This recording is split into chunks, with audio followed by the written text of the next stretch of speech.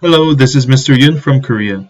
Today I'm going to talk about a specific tenant's right, which is the right to extend the original contract within maximum of 5% raise of rental fee. This powerful right is affecting not only the rental market but also the housing market itself. And it is very, very important to know this right in detail. So if you are already a tenant in Korea, or if you are planning to become a tenant in Korea, this video is a must to go through. Okay, all right, let's dig in deeper.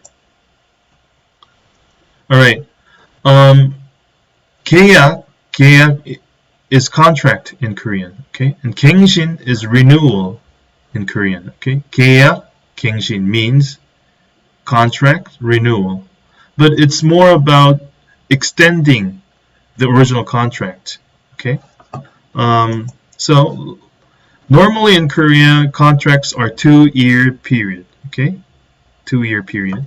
So let's say your contract started from March 14th 2022 and then it lasts till March 13th 2024 because that's 2 years, right? Then you have the right to exercise your extension or renewal of contract right once per each contract. Okay, so that means this red line is the first date, which is March 14th of 2024 of your renewal. Okay, so 2 plus 2 is equal to 4, right? So you have 4.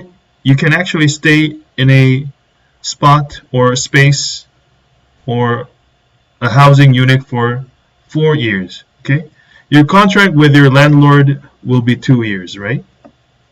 You have one-time extension right. Okay, one-time renewal right to stay there for another 2 years. Okay, all right. People only know about this part, but the stronger part is this part, the next one. It's the tenants to write the contract whenever after the extension. Okay, so your original contract was likewise what I mentioned. Okay, the thing is, during this period of extension or renewal, you can decide and notice your landlord formally that you want to move out. Then he or she, the landlord, has the obligation to return your deposit money back within 3 months. So if you notice him or her, then the landlord's obligation to return deposit money within 3 months occurs. Okay, all right.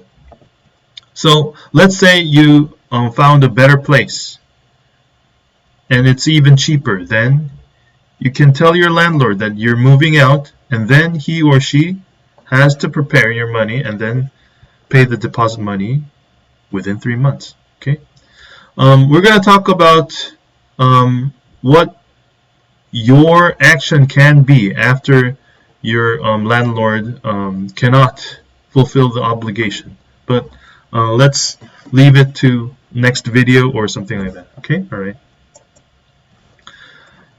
But since this right is very powerful, there are some exceptions. Okay, so there are some cases mentioned in the law, okay, that a tenant is not allowed to exercise his renewal right. Okay, all right.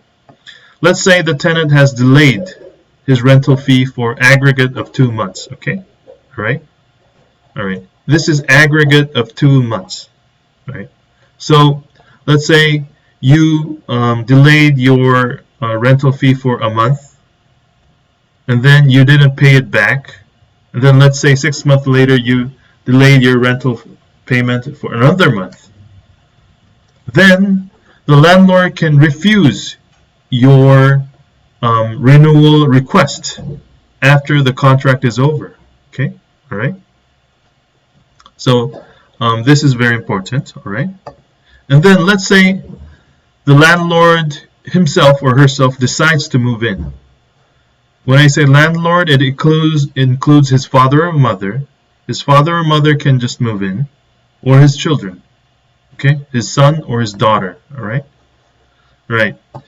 And then when the tenant has broken contractual obligations, like if he or she had severely destroyed the property, then the landlord also has the right to refuse your extension or renewal request. Okay, and then let's say you leased the place without your your landlord's permission. Then you cannot fully exercise your extension right? Okay, next one will be the last slide. So since this powerful contract includes the tenant's right to leave after the extension period, right? This current system is affecting a lot of parties during the downturn of market cycle, okay? Because of the interest rate hike, Jeon-se price, which is full deposit style, deposit money is going down, and also the housing price is going down, right? But this renewal of contract right is enforcing, right? Speeding up or reinforcing the Jeon-se price to go down even faster. Because let's say there's a better spot, better place, it's a new place, and the supply of housing units is big at that area, large at that area, then people can move out faster. That means there's also becoming vacant housing units somewhere. So the landlords are trying to pay back the rental safety deposit money, and then also searching for new tenants. Okay, that's happening currently. So some landlords are having a hard time returning the deposit money. So some are having liquidity crunch. Okay, so in this period, valuation of the property is very important because it's related to the worst case, when your landlord is not able to fulfill all the obligations and he's finally into default situation. Then the property you are renting in, where you are staying, can be sold by auction process. Okay, so I'm going to talk about this part also later on. Okay, and then it's really important to know your landlord's financial situation when you're having a contract. Okay, all right. There are very, very important things related to these issues, which is actually real estate broker's obligation to fully explain you in writing in the document called 중개 대상물 확인 설명서, which is like explanation of the property in detail, and it has to be in a written format. Okay, let's leave it there, and then if you have any questions, please ask me by commenting on my video, and I'll try to answer your questions. Okay, all right, bye bye.